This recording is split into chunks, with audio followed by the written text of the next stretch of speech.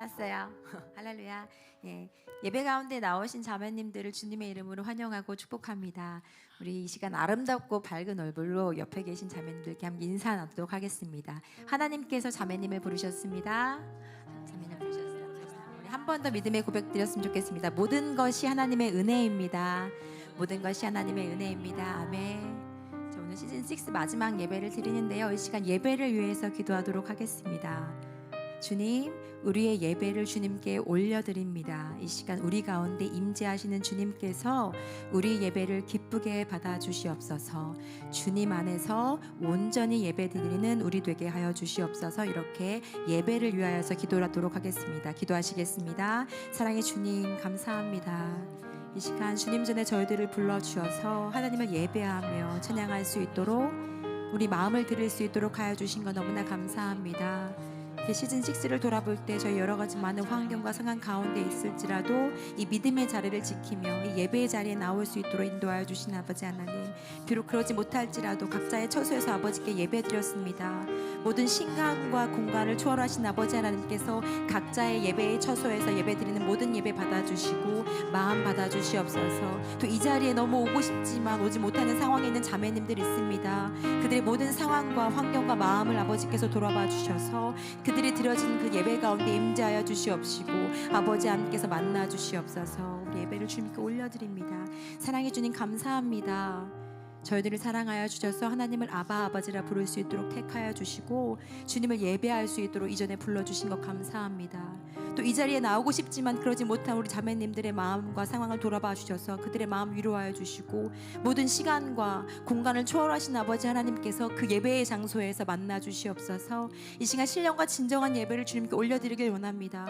보여지는 예배가 아닌 마음을 다하는 예배를 저희가 드릴 수 있도록 인도하여 주셔서 하나님께서 찾으시는 신령과 진정한 예배자가 될 수 있도록 인도하여 주시옵소서. 모든 예배를 주님께 올려드립니다. 높고 존귀하신 예수님의 이름으로 기도했습니다. 아멘.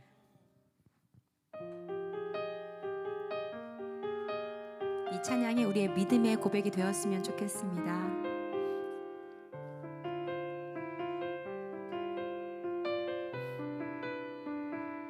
어려운 일 당할 때, 어려운 일 당할 때 나의 믿음 적으나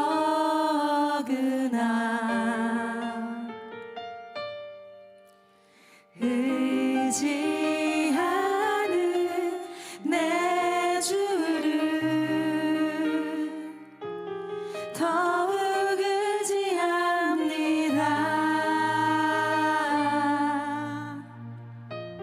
성령께서 내 마음 밝히 비춰주시니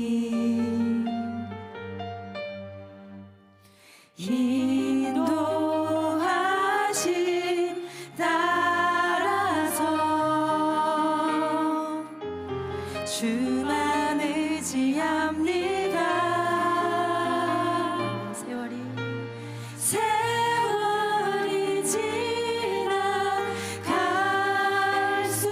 지나갈수록 의지할 것은 예수뿐일세. 무슨 일을 만나도 예수 의지합니다.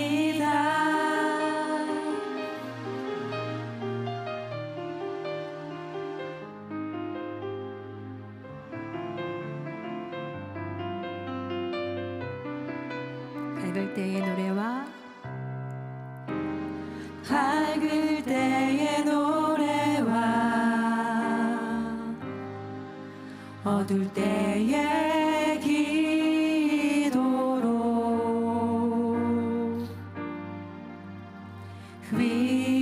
위태할 때 도움을 주께 간구합니다.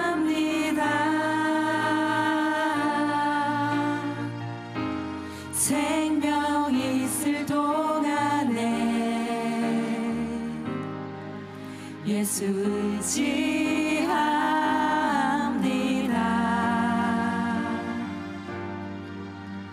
전국 올라가도록 의지할 것뿐일세.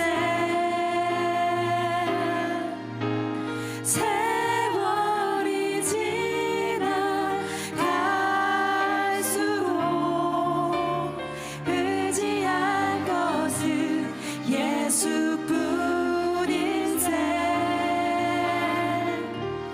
무슨 일을 만나도 예수 의지합니다. 의심과 어둠, 의심과 어둠, 두려움에 쌓여 낙심하고 있는 나에게 주가 등불된 산 나의 길을 인도하시네. 비춰주시네. 세월이 지나갈수록 의지할 것은 예수뿐일세. 아멘. 무슨 일을 만나도 예수 의지합니다. 예수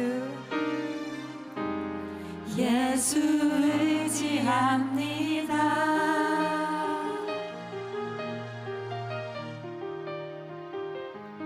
찬양 받으신 주님께 영광의 박수 올려드립시다. 할렐루야. 네, 함께 일어나셔서 찬양 드리도록 하겠습니다.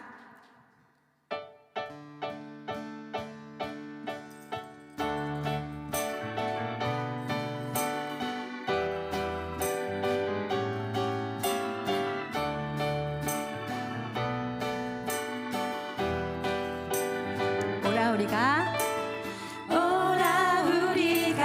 여호와의 산에 올라 하나님의 전에 이르자. 오라 우리가 여호와의 산에 올라 하나님의 전에. 우리 한 번 더 찬양할까요? 오라 우리가 여호와의 산에 올라 하나님의 전에 이르자. 오라 우리가 여호와의 산에 올라 하나님의 전에 이르자. 주님의 도를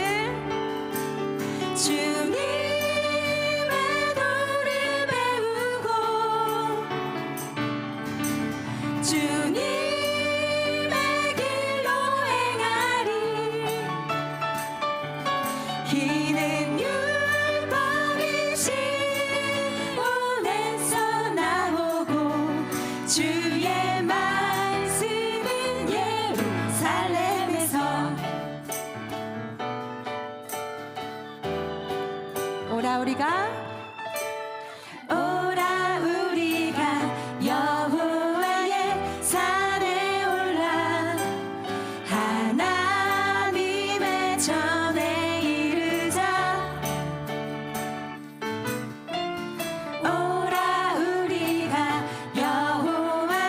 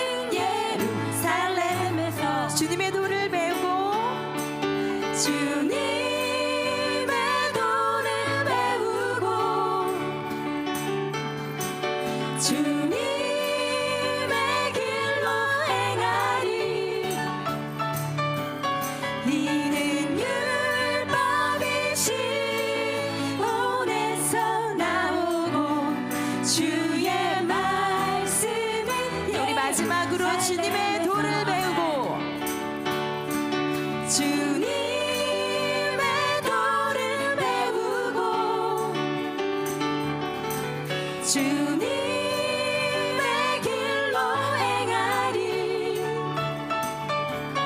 이는 율법이 시온에서 나오고 주의 말씀은 예루살렘에서 아멘. 우리 찬양 받아주신 주님께 영광의 박수 올려드립시다. 할렐루야. 아멘. 예, 앉으셔서 찬양하겠습니다. 예, 말씀이 육신이 되어서 이 땅 가운데 오신 주님, 말씀이신 하나님, 그런 주님을 찬양합시다. 말씀 앞에서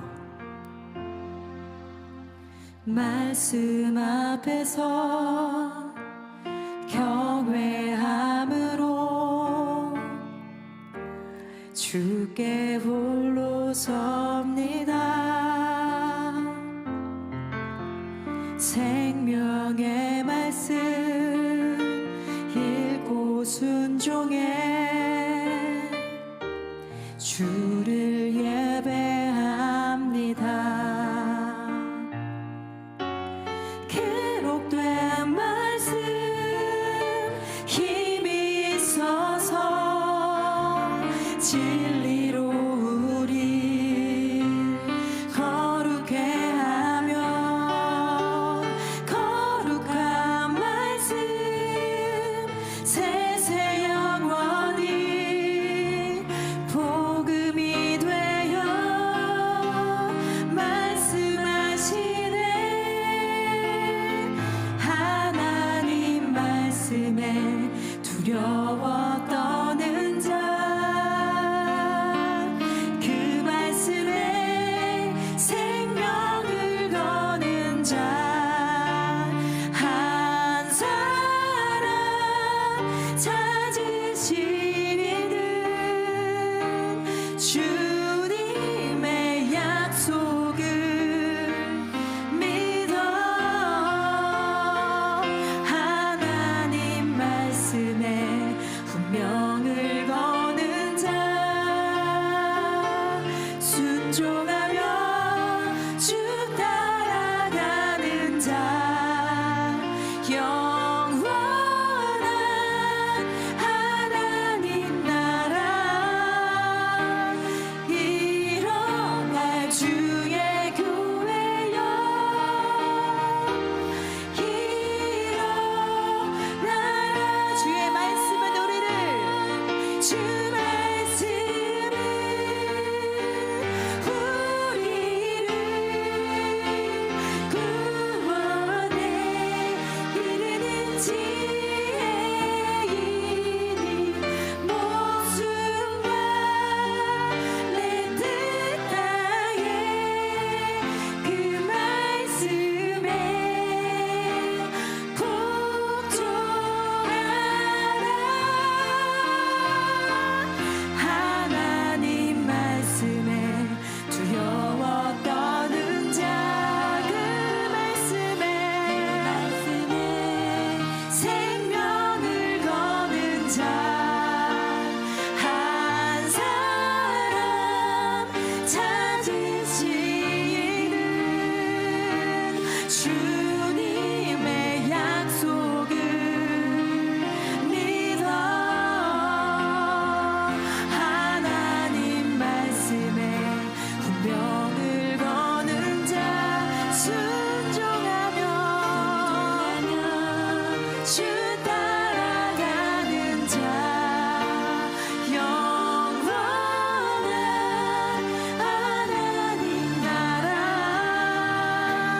일어날 주의 교회여 일어나라. 우리 함께 기도하며 나아갑시다. 살아계신 하나님의 말씀을 통하여 우리가 거룩하여 주고 하나님 말씀에 순종하는 삶을 살아갈 수 있게 달라고 이 시간 함께 기도하도록 하겠습니다. 사랑의 아버지 하나님 감사합니다. 아버지의 말씀 가운데 거할 수 있도록 하여 주신 아버지 하나님, 아버지께서 거룩하니 우리도 거룩한 삶을 살아가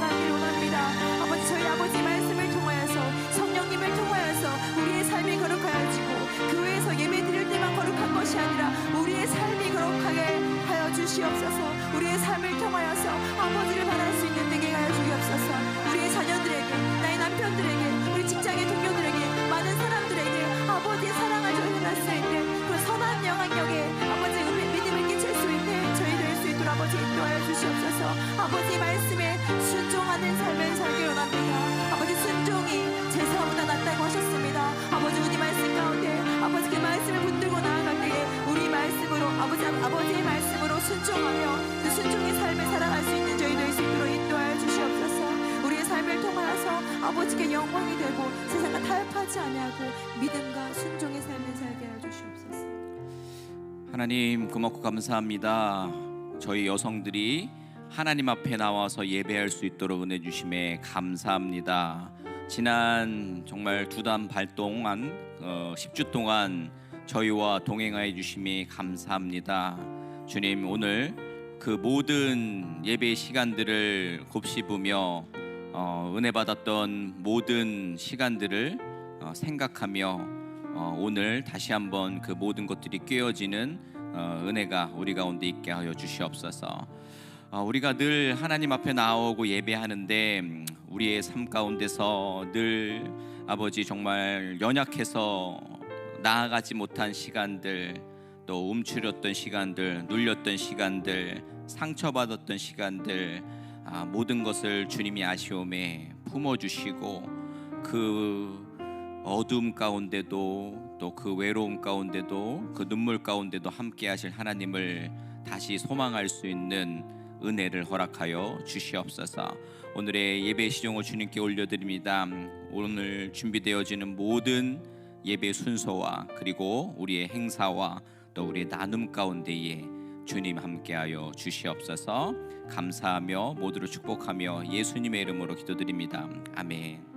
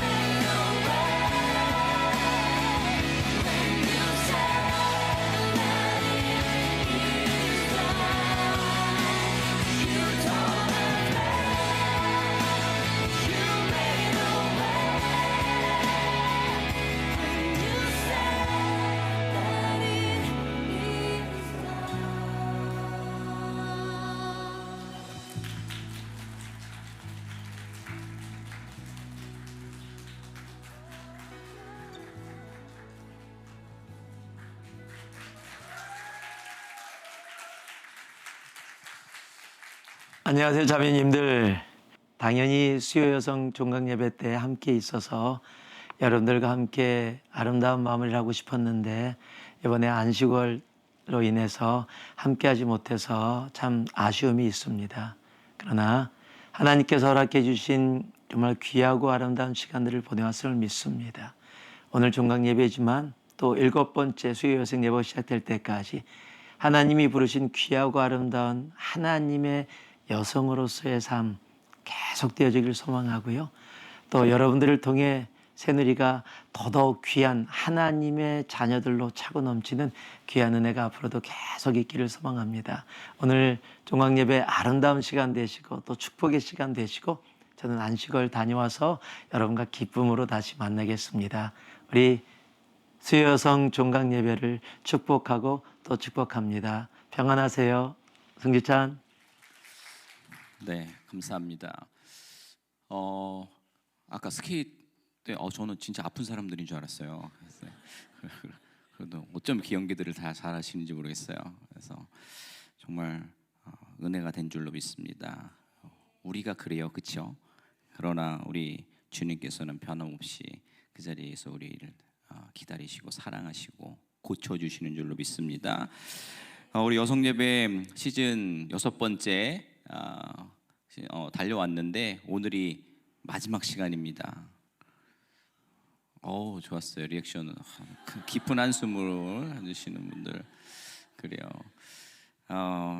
정말 시원섭섭하고 또 아쉬운 부분들이 분명히 있어요. 그렇죠? 그러나 우리 교회 안에 또 다른 사역들과 여러분들도 받은 은혜들을 나눌 수 있는 예배의 장소들이 있을 테니까 비시즌에도 여러분 계속해서 성장하셔서 또 다음 시즌에 우리가 더 정말 성장한 모습으로 더 뜨겁게 예배하는 우리 수요 여성 예배의 모든 우리 자매님 되셨으면 좋겠습니다.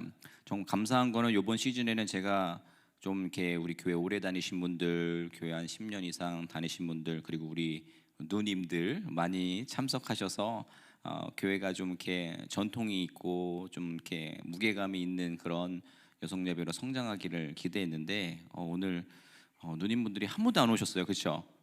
다 같은 또래인 줄 알았어, 그렇죠? 그래서 많이 그 자리를 빛내주셔서 너무 감사합니다. 계속해서 우리 힘있게 예배했으면 좋겠습니다. 오늘 분위기를 이렇게 끝내야 될 것 같은데 그래서 광고 좀 하고 우리 또 하나님 또 우리 예배 가운데 주신 말씀들 같이 나눠보도록 하겠습니다. 오늘은 소그룹이 없습니다. 대신에 오늘 우리 데이데이 파티를 우리가 코트야드에서 합니다. 정말 여기 실리콘밸리 유명한 명소에서 우리가 모이니까요. 여러분들 꼭 인스타그램에 좀 남겨주시면 좋을 것 같아요.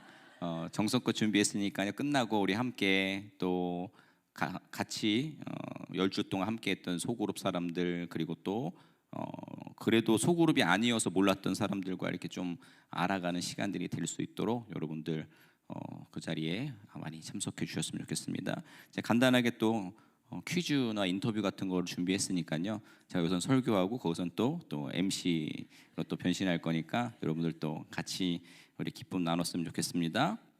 네, 여러분 초대합니다. 자, 하나님 말씀 보겠습니다. 오늘 우리 주신 하나님 말씀은 디모데후서 1장 1절로 4절 그리고 13절 14절 이렇게 6절 읽도록 하겠습니다. 다 같이 읽습니다. 시작. 하나님의 뜻으로 말미암아 그리스도 예수 안에 있는 생명의 약속대로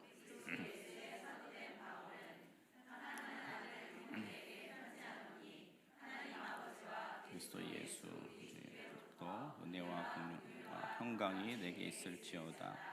내가 밤낮 간구하는 가운데 쉬지 않고 너를 생각하여 정결한 양심으로 조상적부터 섬겨온 내 눈물을 생각하여 너 보기를 원함은 내 기쁨이 가득하게 하려 함이니. 너는 그리스도 예수 안에 있는 믿음과 사랑으로서 내게 들은 바 바른 말을 본받아 지키고 우리 안에 거하시는 성령으로 말미암아 내게 부탁한 아름다운 것은 지켜라. 아멘. 자리 앉으시기 바랍니다. 오늘 본문이 포함된 디모데서는 바울 선생이 죽기 전에 마지막으로 기록한 이제 유언과도 같은 그런 편지입니다.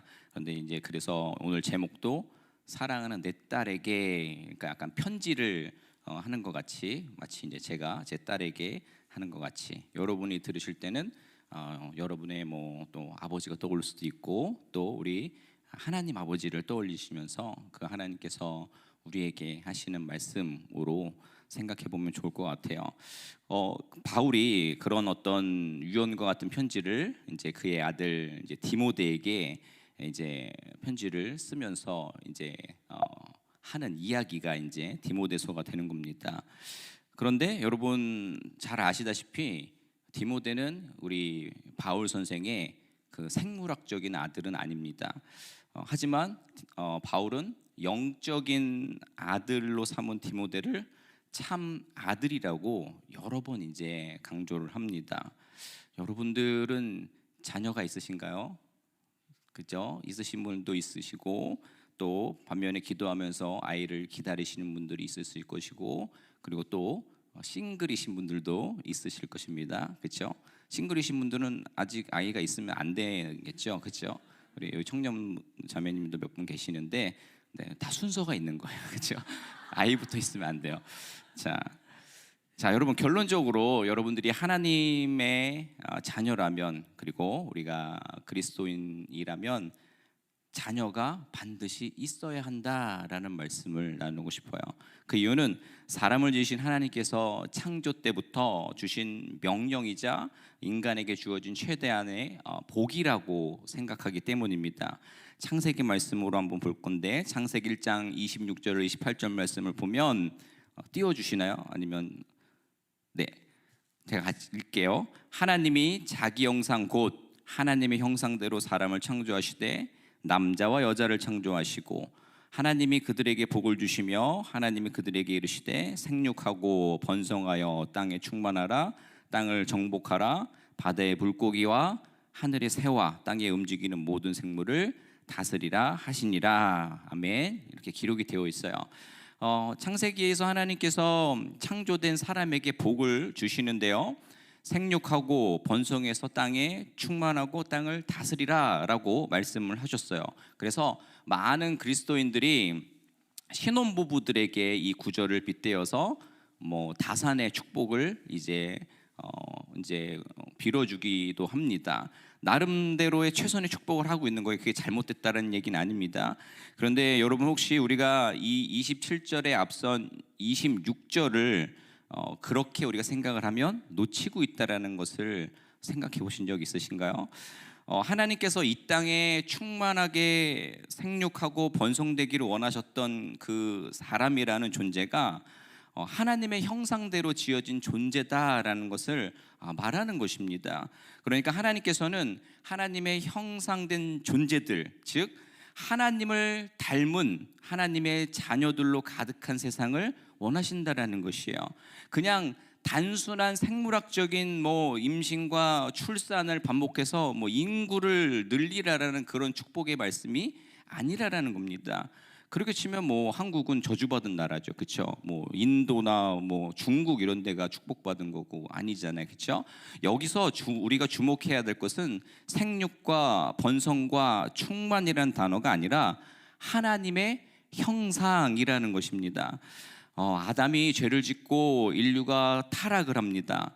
그래서 노아의 때에 가면 하나님께서 오히려 사람들이 그렇게 악한 사람들이 많아지고 번성한 것을 더 이상 기뻐하지 않는 장면이 나옵니다. 더 이상 하나님과 동행하지 않는 그들의 모습을 통해서 하나님의 영을 담지 않고 육의 존재로 자기의 그 욕정에 의해서 죄를 짓고만 살아가는 이들이 땅에 가득하신 것을 보고 하나님께서 어떻게 얘기하셔요? 보시기에 좋았더라고 하시나요? 아닙니다. 한탄하시는 장면이 성경에 기록되어 있다라는 거죠. 예수님께서는 또 가룟 유다가 행할 악과 슬픈 어떤 결말들을 아시고 차라리 나지 않았으면 좋았을 것을 이라고 한탄하시는 장면 역시 우리가 기억하고 있습니다. 같은 맥락이에요, 두 개가 다. 그러니까 단순히 이 땅에서 태어나고 낳고 하는 것 자체로는 큰 의미가 없다라는 겁니다. 보세요. 결국 하나님께서는 창세기 7장에 보면 당대의 의인된 노아의 가족만 남겨두시고 지면의 모든 사람들을 다 쓸어버리시는 그런 안타까운 광경을 우리가 보게 됩니다. 그래서 인간의 번식 그 자체가 결코 하나님이 계획하시고 기뻐하시는 일이 아니라는 것은 성경을 분명히 말해주고 있는 것입니다. 그렇다면 하나님께서 우리로 하여금 자녀를 낳아서 생육하고 번성하는 것에 관해서 어떠한 생각을, 어떠한 비전을 갖고 계시느냐에 대해서 생각을 해봐야겠죠, 그렇죠? 자, 오늘 본문으로 가면 오늘 본문에 보시면 바울 선생을 통해서 우리는 그 그림을 찾아볼 수가 있는데요. 우선 그는 자신의 사랑하는 자녀된 디모데에게 2절에서 이렇게 축복을 합니다. 볼까요? 사랑하는 아들 디모데에게 편지하노니 하나님 아버지와 그리스도 예수 우리 주께로부터 은혜와 긍휼과 평강이 내게 있을지어다. 아멘. 이렇게 말씀하고 있어요. 자, 이것이 우리가 사랑하는 자녀에게 남겨줄 가장 소중한 유산이자 후대에 전하는 유일한 소망인 것입니다. 주님으로부터 오는 은혜와 긍휼과 평강을 빌어주는 최후의 그리고 최선의 일인 것입니다. 그저 건강하게 자녀를 낳아서 뭐 좋은 것 먹이고 입히고 길러주는 것이 생육의 개념이 아니라는 말씀인 것이에요. 계속해서 3, 4절 말씀 한번 읽어볼까요? 내가 밤낮 간구하는 가운데 쉬지 않고 너를 생각하여 청결한 양심으로 조상적부터 섬겨오는 하나님께 감사하고 내 눈물을 생각하여 너 보기를 원함은 내 기쁨이 가득하게 하려 함이니. 아멘. 자, 바울 선생이 그런 것처럼 여기 계신 자매님들도 이 말씀처럼 여러분들의 자식들을 위해서 기도하고 쉬지 않고 또 뭐 자녀를 위한 어떤 생각들을 많이 하시면서 자녀들을 길러내셨을 겁니다. 그리고 또한 자녀들의 존재 그 자체가 기쁨 그 자체이실 것입니다. 그 중에서 가장 큰 기쁨의 원천이 근데 우리가 단순한 그냥 아이들을 위해서 뭔가를 행하는 그 행동이 아니라 그 원천에 대한 말씀이 5절에 이제 기록되어 있는데 5절 말씀 볼까요? 이는 내 속에 거짓이 없는 믿음이 있음을 생각함이라. 이 믿음은 먼저 내 외조모 로이스와 내 어머니 유니게 속에 있더니 내 속에도 있는 줄을 확신하노라. 아멘. 이게 무슨 말이에요? 자녀가 대를 이어서 참된 믿음을 소유한다라는 것이 큰 기쁨이다라는 이야기를 하고 있는 것입니다. 그러니까 부모로서 믿음의 부모로서 나의 믿음이 자녀에게 잘 전달되는 것은 정말 그 인생이야말로 가장 가치 있고 보람된 순간이라고, 야 내가 그래도 잘 살아왔구나라고 하나님 앞에 감사할 수 있는 대목이 아니겠습니까? 그렇죠? 내가 뭐 그렇지 않아요? 부모가 되면 더 해주고 싶은데 못 해주는 경우도 있어요. 그렇지 않나요? 다 해줄 수 있는 능력이 있으신 거, 그렇죠?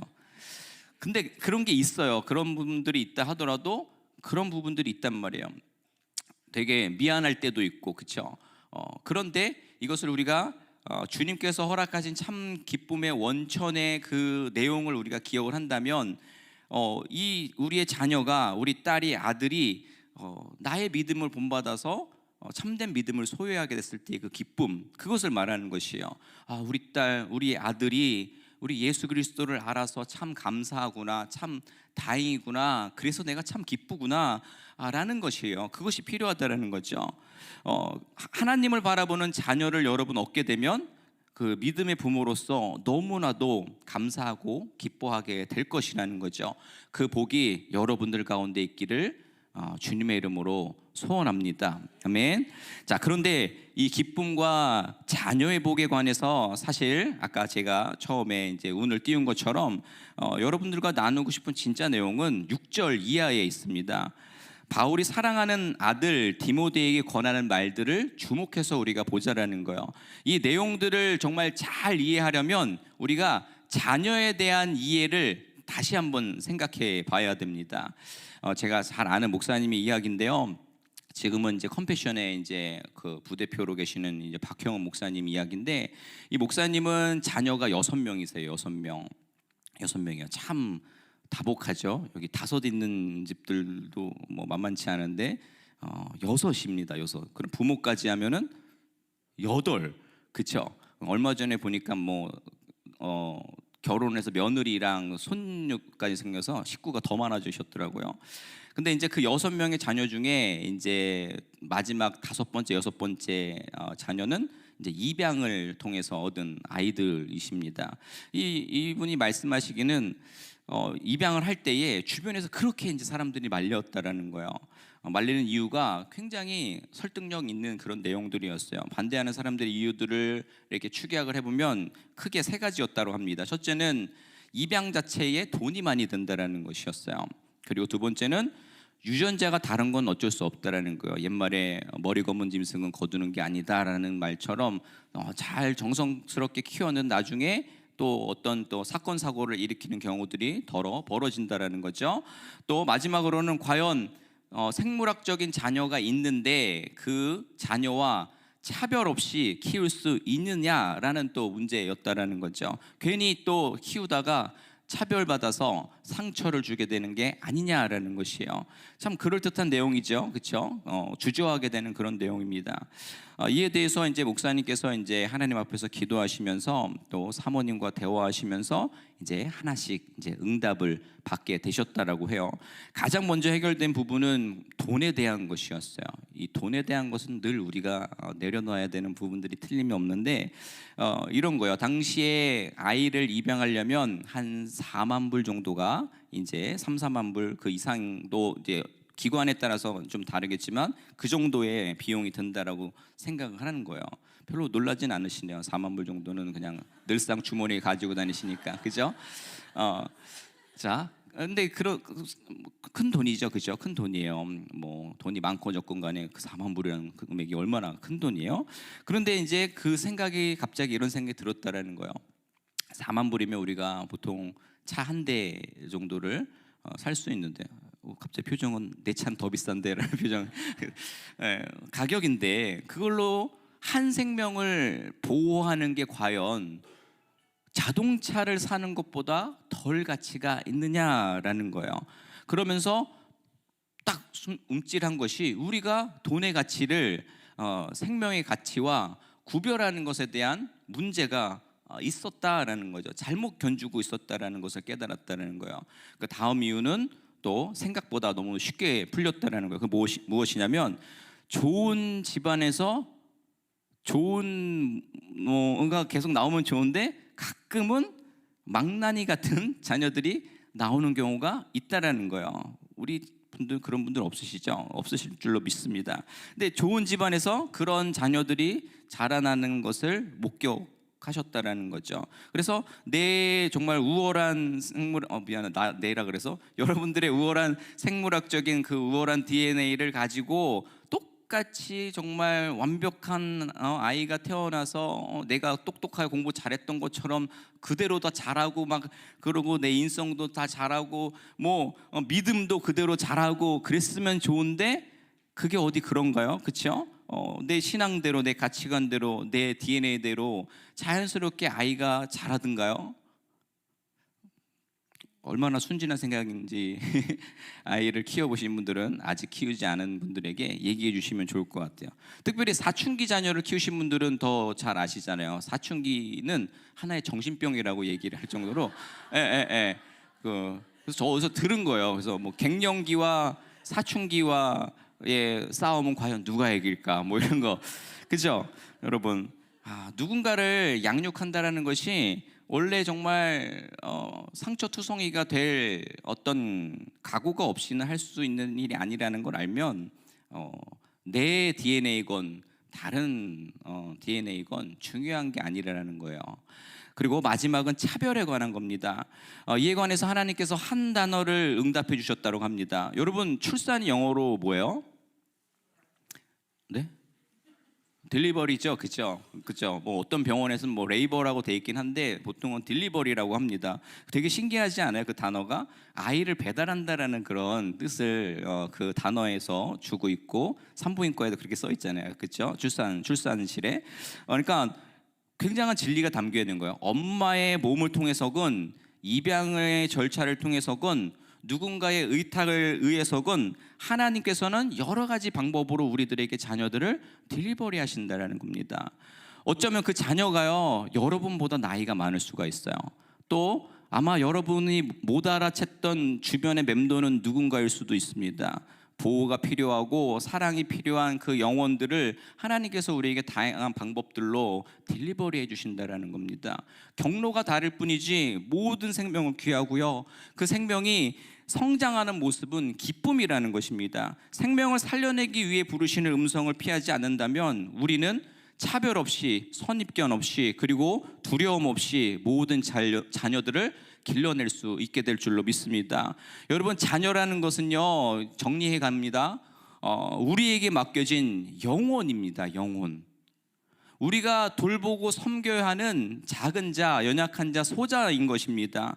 하나님이 사랑하시는 그분의 어린 양들입니다. 그런데 이 어린 양들은요, 나의 가정 가운데서 태어나는 생명이기도 하지만 전혀 생각하지 못한 곳에서 배달되기도 한다라는 거죠.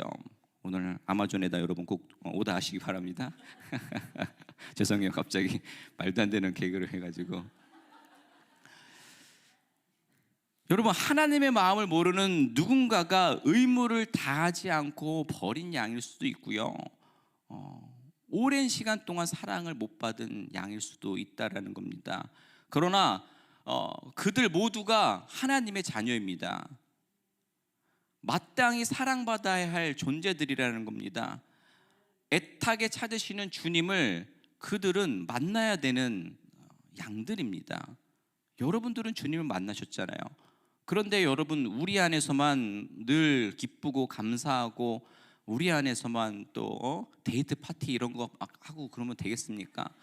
그렇죠? 하지 말라는 얘기가 아니에요. 그렇죠? 여러분, 이미 하나님의 사랑 가운데 거하시게 된 저와 여러분들은 그 주님의 어린 양들의 엄마들이십니다.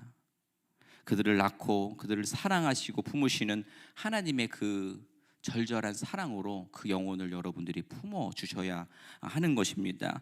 여러분, 자녀를 키우시는 하나님의 마음을 한번 우리가 들여다보겠습니다. 우리 이사야 1장 2절로 4절 말씀 우리 같이 한번 읽어볼까요?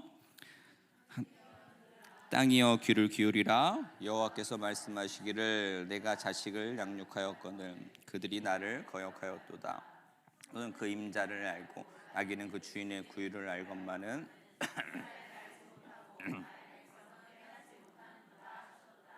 슬프다.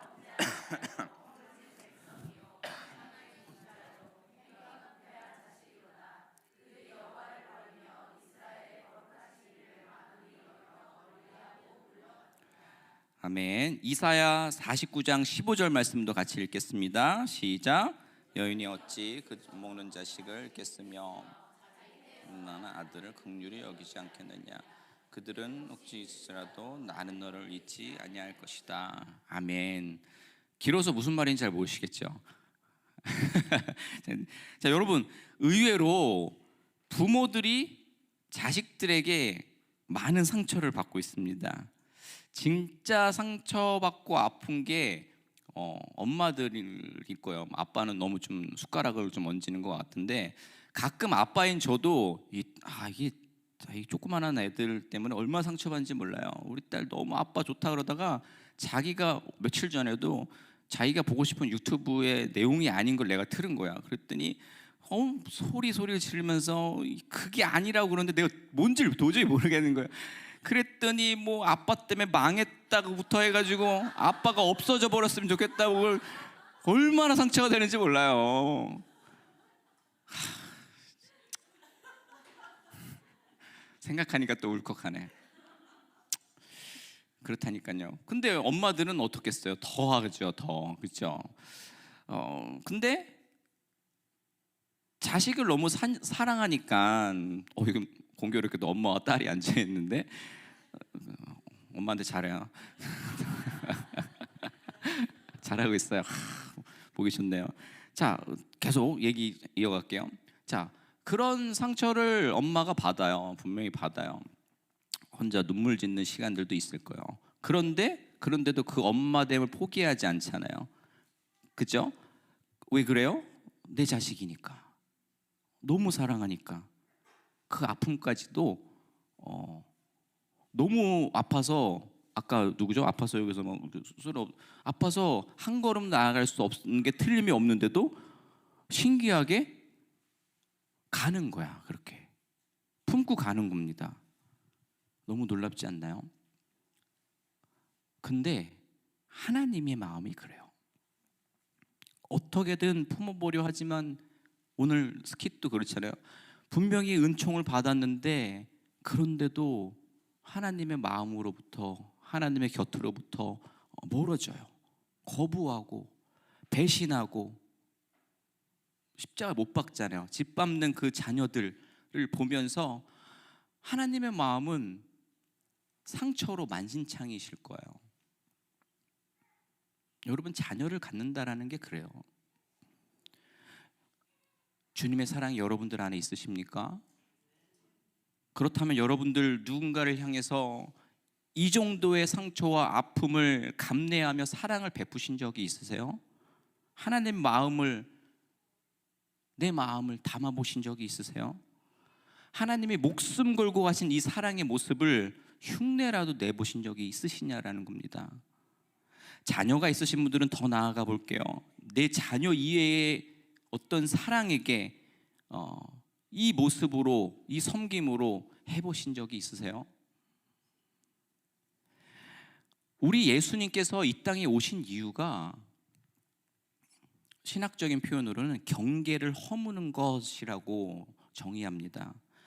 하나님과 우리의 깨어진 그 경계, 또 이웃과 이웃 사이의 경계, 그 경계를 허물어서 사랑으로 연합시키는 그분의 사역의 핵심을 멋지게 정리한 표현이지요. 마태복음에 보면은 예수님께서 가르치신 하나님 나라의 새로운 의에 대해서, 즉 우리가 하나님처럼 온전하기 위해 해야 할 일에 대해서 이렇게 정리하고 있어요. 마태복음 5장 46절 48절 말씀입니다. 같이 읽어볼게요. 너희가 세례도 이같이 아니하니라. 또 너희가 너희 형제에게만 무난하면 남보다 더한 것이 무엇이냐. 이방인도 그러므로 하늘에 계신 너희 아버지의 온전하심과 같이 너희도 온전하라. 아멘. 이 말씀 그대로입니다. 여러분 다 아멘 하셨죠? 자신을 사랑하는 사람들, 자신의 형제들만 돌보고 사랑한다면 이방인, 즉 하나님의 도를 모르는 자들과 무엇이 다르냐라고 주님 말씀하고 계십니다. 여러분, 예수님께서 마태복음 12장에서 사람들 앞에서 어머니와 동생을 가리켜서 누가 내 어머니고 내 동생이냐라고 반문했던 구절들을 여러분 기억하실 겁니다. 여러분, 이게 아무리 예수님이라고 해도 자기 가족들을 모른 채 한다니 너무하신 거 아닙니까? 이런 말씀으로 생각하신 분 있으셨는지 모르겠어요. 하지만 여기서 예수님의 의도는 가족의 개념을 확장하고 싶으셨던 거예요. 우리가 품어야 할 가족의 개념이 내가 생각하는 그 생물학적인 그 혈통적인 개념이 아니라, 그 가족뿐만이 아니라 여기서 예수님께서 이야기하신 육신의 가족에 대한 것을 부정하셨다는 게 아니라 모든 사람들을 주님의 가족으로 초청하고 있는 말씀이라는 것입니다. 이 개념은 한 하나님을 믿는 우리에게 너무나도 중요한 말씀인 것입니다. 여러분들은 예수님께서 가르쳐 주신 이 가족의 개념을 이해하고 실천하고 있으십니까? 이사야 23장 4절 말씀 또 읽어볼게요.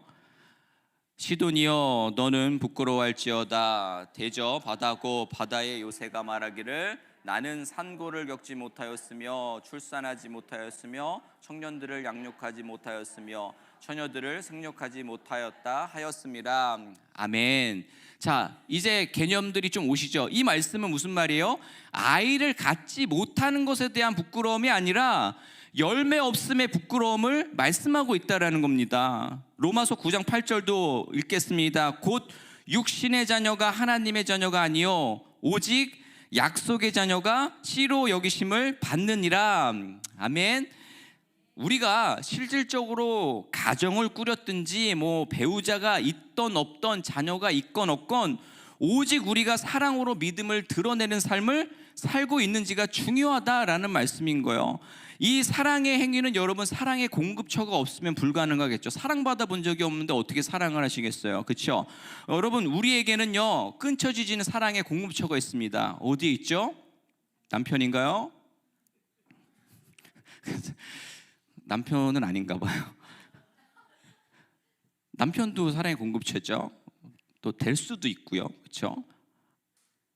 그런데 우리 근본적으로 그 사랑의 공급처가 어디인가요? 맞습니다. 우리를 향한 하나님의 변함없는 끊임없는 그 사랑인 줄로 믿습니다. 요한일서 4장 9절에서 하나님의 사랑이 이렇게 나타나고 말씀하고 있습니다. 하나님의 사랑이 우리에게 이렇게 나타난 바 되었으니 하나님이 자기의 독생자를 세상에 보내심은 그로 말미암아 우리를 살리려 하심이라. 아멘. 인간이요 계속 우리 이제 이 이야기를 해서 이제는 확실히 이해가 되실 거예요. 인간이 자기 자신보다 더 사랑할 수 있는 것은 누구예요? 자녀예요. 자녀. 그렇지 않아요? 자녀예요. 자, 그렇다면 하나님의 독생자이신 예수님을 내어주시는 것은 하나님 자신이시자 자신보다 더 아끼는 존재. 그러니 내 모든 것 이상의 것을 쏟아부을 만큼의 사랑이 여러분들 가운데 있다라는 겁니다. 오늘 본문 10절을 보세요. 왜 예수님께서 이 땅에 오셔야만 했나요? 그가 죽으심은 우리를 죽음에서 건지기 위해서였다라는 말씀입니다. 우리가 생명을 얻게 하기 위해서였다는 겁니다. 그 사랑을 받은 우리가 그 공급을 받았다 한다면, 그 사랑이 우리 안에 충만하다면 어찌 사랑하지 못하겠습니까? 에베소서 5장 1절은 말합니다. 그러므로 사랑을 받은 자녀같이 너희는 하나님을 본받는 자가 되라 라고 말씀하고 있어요. 여러분이 정말 그리스도 예수 안에서 나타난 하나님의 놀라운 사랑을 맛보았다면, 누렸다면, 확신한다면 이제 그분을 본받아서 그 사랑을 해내야 하지 않겠습니까? 물론 하나님의 그 사랑의 크기를 우리가 온전하게 따라잡을 수는 없겠죠, 그렇죠? 하지만 우리가 할 수 있는 극치의 사랑으로 우리 크리스찬들이 이 땅에서 그것을 실천해 보며 보여주면서 살아가야 하지 않겠느냐라는 겁니다. 자, 오늘 갑자기 흥분했는데 본문으로 다시 돌아가겠습니다. 우리 바울 선생이 이제 차분하게 할게요. 디모데를 향한 기쁨과 축복을 표한 이후에 본격적으로 디모데에게 요구하는 삶의 모습을 한번 보십시오. 6절부터 8절입니다. 우리 같이 한번 읽어주시죠. 시작. 안수함으로 내 속에 있는 하나님의 은사를 다시 부를 듯하여 하나님이 우리에게 주신 것은 두려워하는 마음이 아니요 오직 능력과 사랑과 절제하는 마음이니 그러므로 내가 무슨 분노함과 또 주를 위하여 갇힌 자된 나를 부끄러워하지 않고 오직 하나님의 능력을 따라. 아멘. 자, 결국 마무리하는 동사가 뭐예요? 고난을 받으라 라는 말씀이죠. 야, 근데 여러분 그렇지 않나요? 세상에 어떤 부모가 죽기 전 유언으로 자녀에게 네 고생길 폈다, 고난을 받아라 라고 말을 남길까요? 그렇죠? 우리 영웅자매님 나중에 뭐 아직 한참 남으셨지만 우리 현주자매님 하실 때 너 고난을 받아라 하고 그럴 수 없죠. 그럴 수 없단 말이에요. 이건 뭐 유언도 아니고 축복도 아니고 뭐야 이게. 이건 약간은 저주에 가까운 그런 말이에요. 그렇죠? 그런데 이 문장 전체를 우리가 잘 보시면 하나님의 능력을 따라 복음과 함께 고난을 받아라 라고 하고 있습니다. 여기서 하나님의 능력이라 하면 뭐죠? 여러분, 이 하나님의 능력에 대해서 가끔은 우리가 조금 착각하는 게 갑자기 기적을 베푸시고 그냥 기도한 대로 다 응답해 주시고, 그렇죠? 이 산을 저 산으로, 이 산은 저 산인가 이 여긴가비요 뭐 이러면서 이렇게 해주시는 그 능력이 하나님의 능력이 아니에요. 하나님의 능력은 사랑하시는 능력이에요. 인간을 건지시고 구원하시는 그 능력입니다. 하나님께서 그냥 뭔가를 바꾸는 거는, 이 물건을 이쪽으로 옮기게 하시는 거는 하나님에게는 너무나도 쉬운 일이고 그것은 어떤 의미도 없는 거라는 거예요. 근데 하나님의 사랑하시는 능력은 뭐예요? 내가 널 사랑한다라는 입술로만 하신 말씀이 아닌 거잖아요. 하늘 보잘 버리시고 이 땅에 오셨을 만큼 사랑하시는 능력이라는 겁니다. 그 하나님께서 주시는 능력을 따라서 복음과 함께 고난을 받아라라고 디모데에게 유언을 하고 있는 겁니다. 여러분, 누군가에게 사랑의 마음으로 우리가 복음을 전하기 위해서 우리는 많은 대가를 치러야 한다는 것이에요.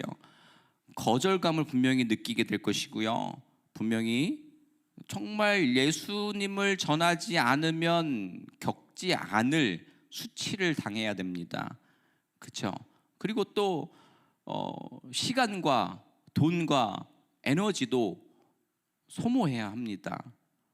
비웃음을 당하기도 합니다.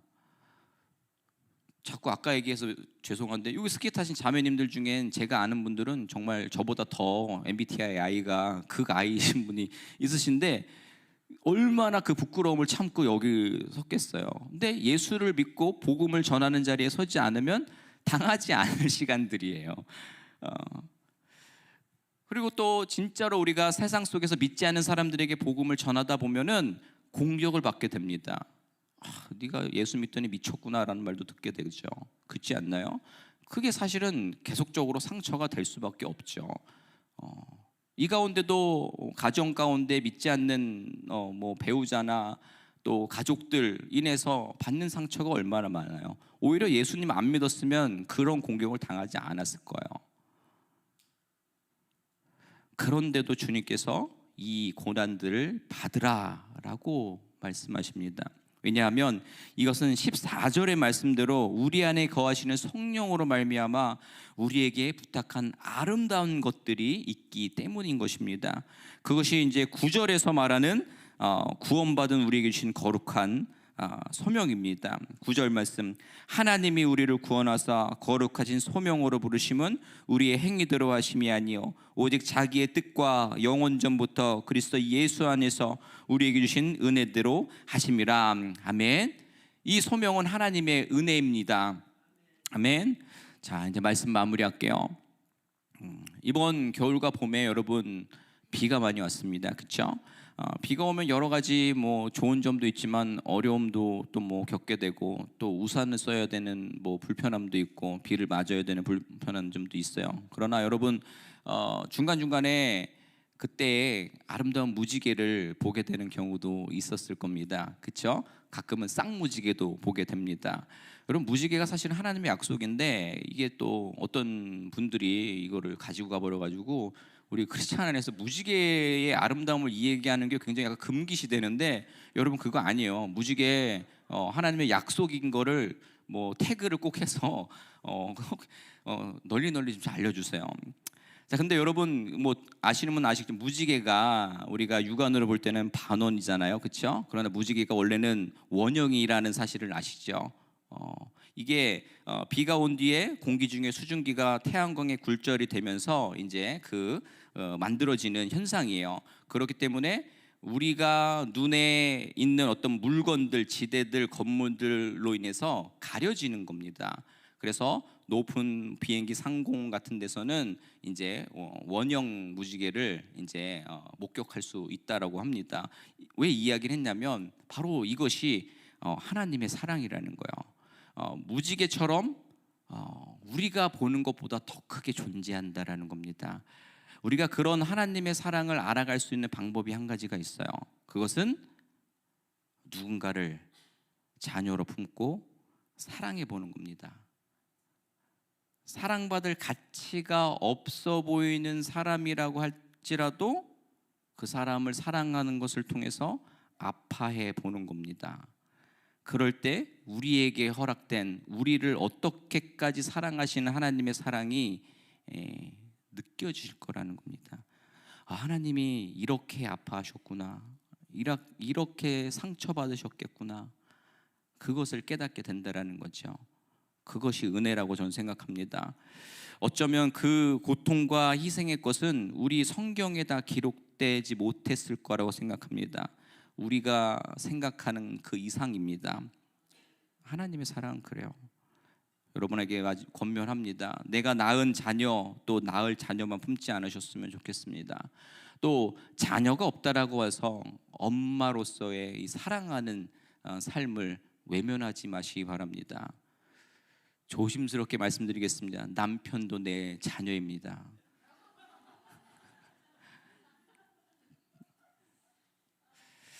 한번 생각해 보시죠. 오늘 첫째 아들이라 생각하시면 돼요. 오늘 여러분이 구할 수 있는 생명은 누구인가요? 돌봐야 하는 이가 주변에 있나요? 혹시 도와줄 수 있는 누군가를 외면하신 적은 없으세요? 내 편리를 위해 산 어떤 물건들, 이게 그러니까 여러분들을 정죄하고 사지 마시라는 얘기는 절대 드리는 거 아니에요. 신앙적인 돌아봄을 위해서 얘기하는 건데, 내 치장을 위해서 산 어떤 물건들, 나를 위해서 쓰는 시간들 필요합니다. 그렇죠? 엄마들은 혼자만의 시간이 좀 필요하지만 우리가 신앙적으로 이야기를 돌아봤을 때에 그런 시간들, 그런 물건들, 그런 돈들, 그것조차도 내 자녀라면, 내가 사랑하는 내 자녀라면 아껴서 주겠죠. 그렇죠? 시간을 헌신하겠죠. 그렇죠? 그것을 하나님의 자녀를 위해서도 할 수 있지 않겠느냐라는 겁니다. 내가 누군가에게 엄마와 같은 존재가 되어줄 수 있다면, 엄마의 사랑을 전해줄 수 있는 사랑이 내 안에 있다면, 아주 작은 것에서부터, 한 사람에게서부터, 또 그 사람을 위해서 기도하는 시간으로부터 여러분 시작하실 수 있지 않겠습니까? 그래서 이 자리에 계신 모든 자매님들과 또 모든 세상에 아직 사랑이 필요한 이들에게 하나님께서 여러분들과, 그리고 여러분들이 사랑을 주려고 하는 그 영혼들에게 하나님의 음성이 들려지게 되기를 주님의 이름으로 축원합니다. 그 음성은 이거요. 사랑하는 내 딸에게 내가 너를 내 몸보다 사랑한단다 라는 음성을 들으시고 들려주실 수 있는 여러분 되시기를 주님의 이름으로 축원합니다. 아멘. 이 시간 우리 예배 마치기 전에 마지막 사연입니다. 우리 와우 사연, 이번 시즌 마지막 사역인데 마지막이라 이제 길게 쓰셨어요. 안녕하세요. 저는 지난 수요 여성 예배에서 받은 은혜를 나누고자 사연 신청을 하게 되었습니다. 지난주 수요일 아침 저는 수요 여성 예배에 갈 계획이었지만 예배 시간이 아주 임박하기까지 게으름을 피우고 있었습니다. 시간이 촉박해지자 급하게 아침 설거지를 하고 나갈 준비를 하는데 주님께서 다소 엄하게 하던 일을 어서 멈추고 예배에 가라는 마음을 주셨습니다. 내가 예배를 사모함이 부족했구나 자책을 하며 예배당에 도착했고 찬양을 부르며 그래도 이곳에 나를 불러주신 주님께 감사하였습니다. 그렇게 말씀 시간이 되었는데 그날의 말씀은 이사야 43장 1절 2절이었습니다. 야곱아 너를 창조하신 여호와가 지금 말씀하시느니라. 이스라엘아 너를 지으신 이가 말씀하시느니라. 너는 두려워하지 말라. 다 같이 말씀을 읽는데 여기까지 읽고는 더 이상 흐르는 눈물로 읽을 수가 없었습니다.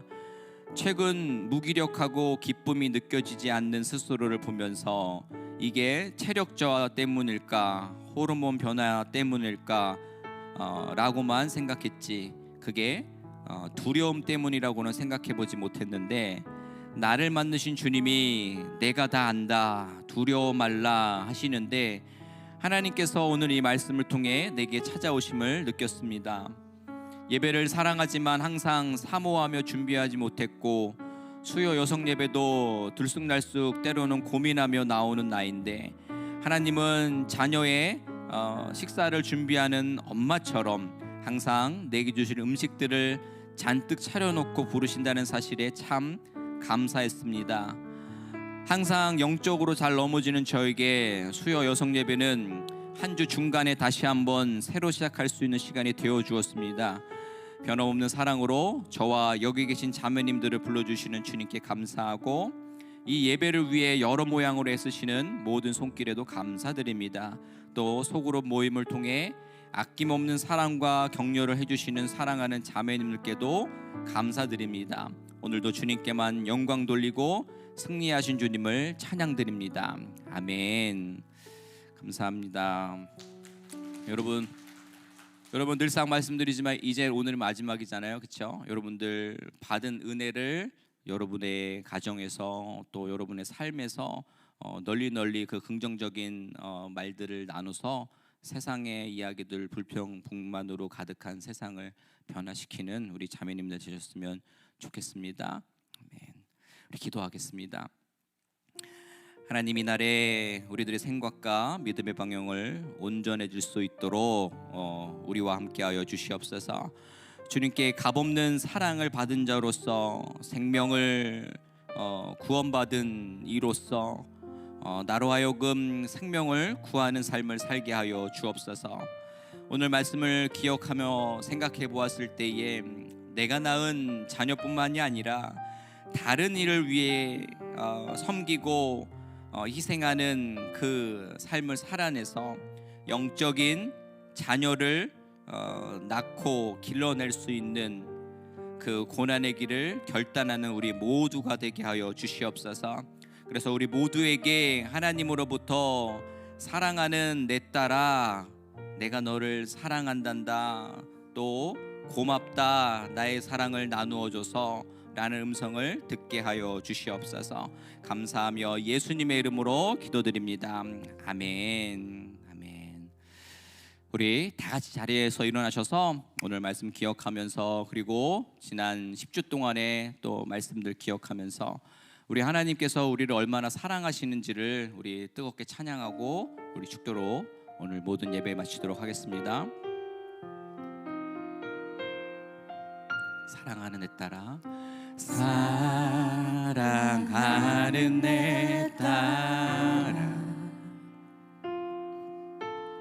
너의 작음도 내게 귀하다. 너와 함께 걸어가는 모든 시간이 내겐 힘이라. 사랑하는 내 딸아, 사랑하는 내 딸아, 내 연약함도 내게 금이라. 너로 인해 잃어버린 나의 양들이 돌아오리라.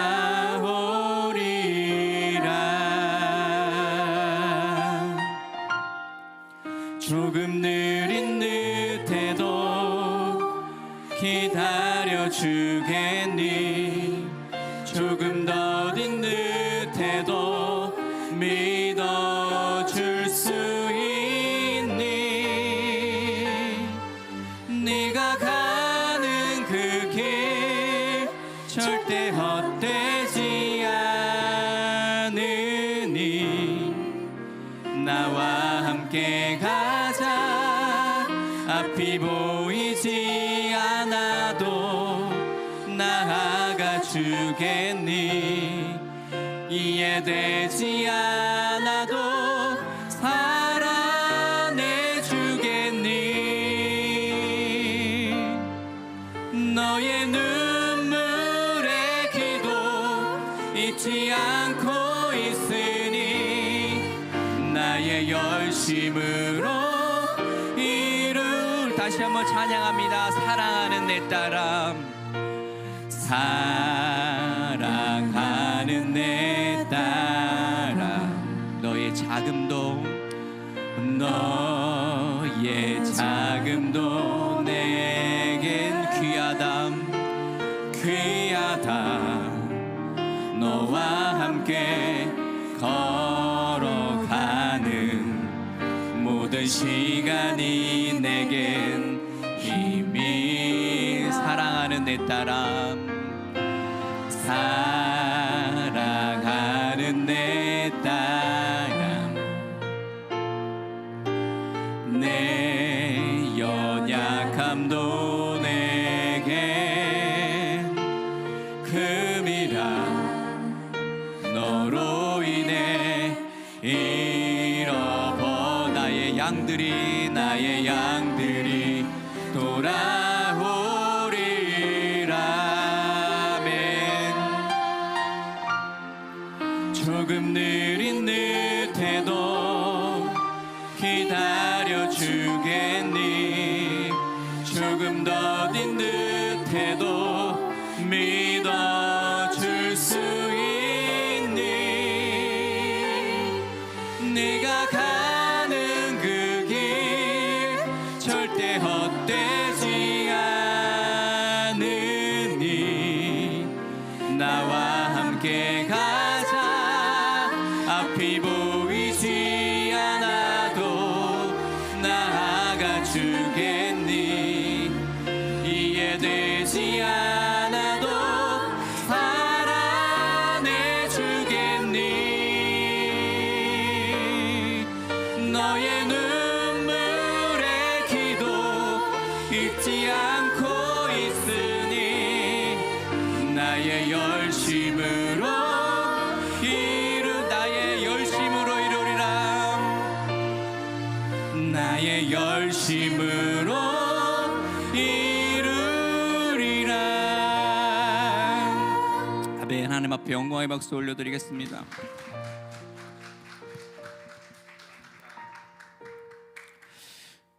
오로로비옵나님, 하늘 보잘보리 이으시고 이 땅에 오셔서 죽어가는 심령들을 위해 친히 부활의 첫 열매가 되어주신 우리 구주 예수 그리스도의 은혜와 독생자 그 외아들을 친히 우리에게 보내주신 하나님 아버지의 정말 보이지 않는 그 크신 사랑하심과 우리가 기쁠 때나 슬플 때나 또 연약할 때나 또 충만할 때나 항상 함께 계시는 성령님의 내주하심이 어떤 경로로든 자녀를 길러내는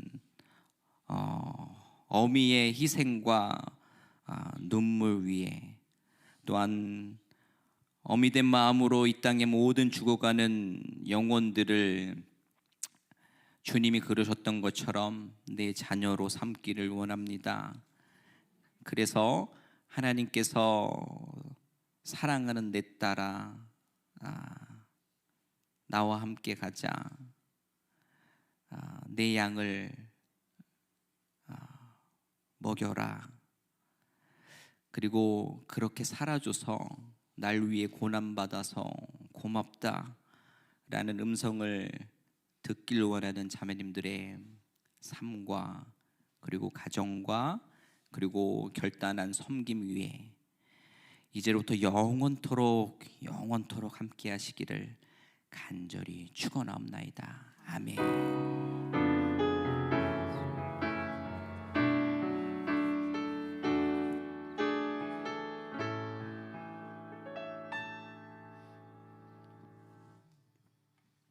정말 지난 10주 동안 함께 하신 모든 자매님들 그리고 하나님 앞에 다시 한번 영광의 박수 올려드리도록 하겠습니다. 자, 우리 마지막 구호입니다. 마지막 구호. 자, 예수 안에서 자, 비시즌 동안 모두 승리합시다. 네.